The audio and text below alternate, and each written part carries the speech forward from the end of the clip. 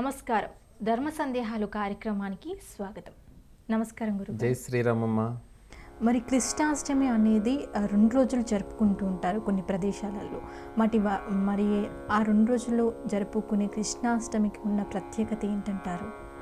అంటే కొంతమంది అష్టమి ప్రధానంగా, ఇప్పుడు మీరు తమిళనాడు ప్రాంతం వైపు వెళ్తే వారు నక్షత్ర ప్రధానంగా తీసుకుంటారు.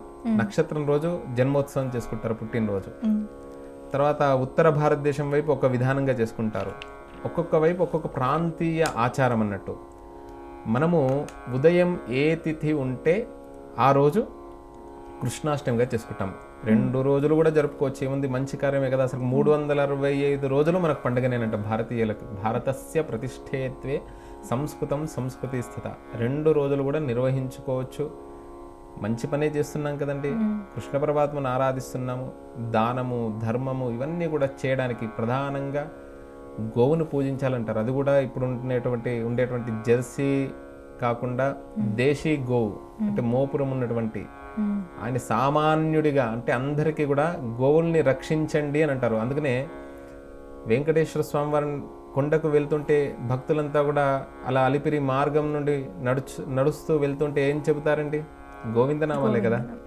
అంటే గోవులను రక్షించినటువంటి వాడు. గోవు అంటే ఇంద్రియములు అని అర్థం అన్నట్టు. శ్రీనివాస గోవింద, శ్రీ వెంకటేశ గోవింద, పురాణ పురుష గోవింద.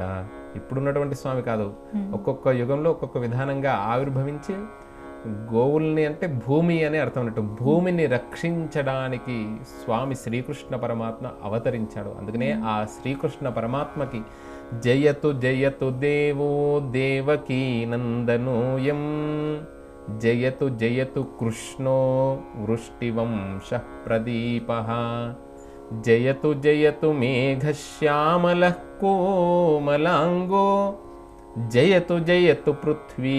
పృథ్వీ అంటే భూమి. భారనాశో ముకుంద. భూమి మీద భారం ఏంటిదంటే మనం భారం కాదంట, మనం మనస్సులో అనుకునేటువంటి పాపాలు. అందుకనే నోటి ద్వారా ఏదైనా తప్పు చేస్తే పరిహారం ఏదుంది, ఏముంది అని అనేస్తాడు మీదికే అని అంటారు కదా. ఇక లోపల ఒక భావన పెట్టుకుంటారు చూడండి, అది మహాపాపం అంట. అతను చేసినటువంటి ఏదైనా చెడుగా అనుకుంటే అతను చేసినటువంటి సగం పుణ్యం అతనికి వెళ్తుంది. ఒకటే చెప్పలే శాస్త్రం, అతను చేసినటువంటి పాపం మనకు వస్తుందట. అంత గొప్పగా చెప్పారన్నట్టు. కాబట్టి ఈ భూమి మీద మనస్యేకం వచస్యేకం కర్మణ్యేకం మహాత్మనః. ఆ గీతోపదేశం, భగవద్గీత, కర్మ చేయుము, నిత్యము కూడా సన్నిహితో నీ యొక్క కర్తవ్యాన్ని పాటించు, స్వధర్మాన్ని పాటించు. కులధర్మం అని చెప్పలే ఎక్కడ కూడా.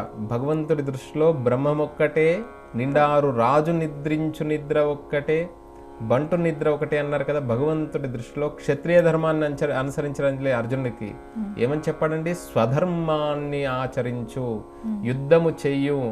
అర్జునుడికి గీతోపదేశం చేశాడు. ఆయన ముక్కు మూసుకొని తపస్సు చేశాడండి.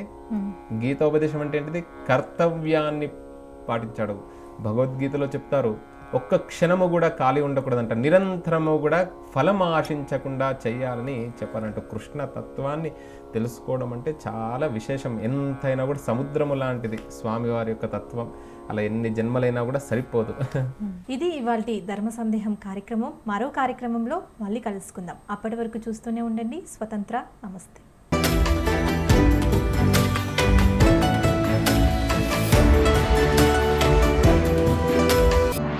స్వతంత్ర భక్తి యూట్యూబ్ ఛానల్ ని సపోర్ట్ చేయండి. మీకు ఈ వీడియో నచ్చితే లైక్ చేయండి, మీ స్నేహితులకు శ్రేయోభిలాషులకు షేర్ చేయండి, మీ అభిప్రాయాలను కామెంట్ చేయండి. సబ్స్క్రైబ్ చేయడం మాత్రం మర్చిపోకండి. స్వతంత్ర భక్తి YouTube channel. Please like, share and subscribe.